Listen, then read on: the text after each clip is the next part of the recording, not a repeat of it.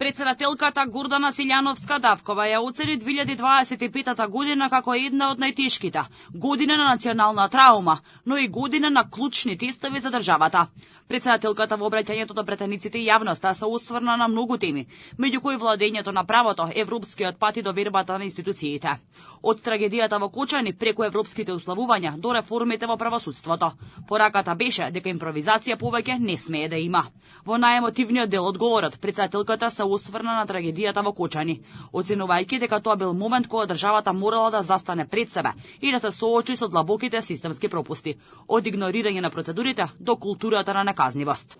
Сите ние до крајот на животот ќе ја носиме траумата од трагедијата во која загинаа 63 наши сограѓани, синови и ќерки, родители и пријатели. Со пожарот во дискотеката во Кочани на површина излезе грдото лице на стихијното одлучување, игнорирањето на процедурите, недостатокот на системска контрола, но и на културата на неказнивост и на двојни стандарди. Говорејќи за европските интеграции, председателката порача дека државата е реформски усогласена, но политички блокирана.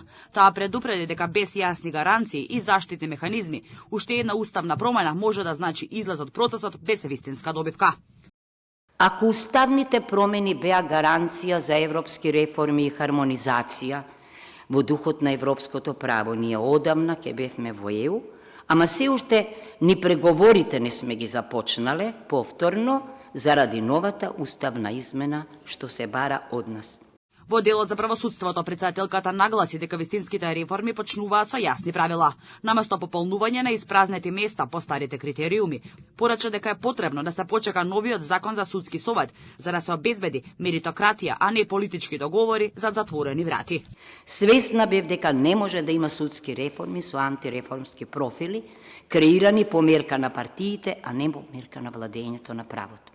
Согласно новиот закон за судски совет, врз основа на јасни, мерливи и строги критериуми, ќе предложам добри кандидати. Луѓе со неспорен интегритет, професионален углед и знаење.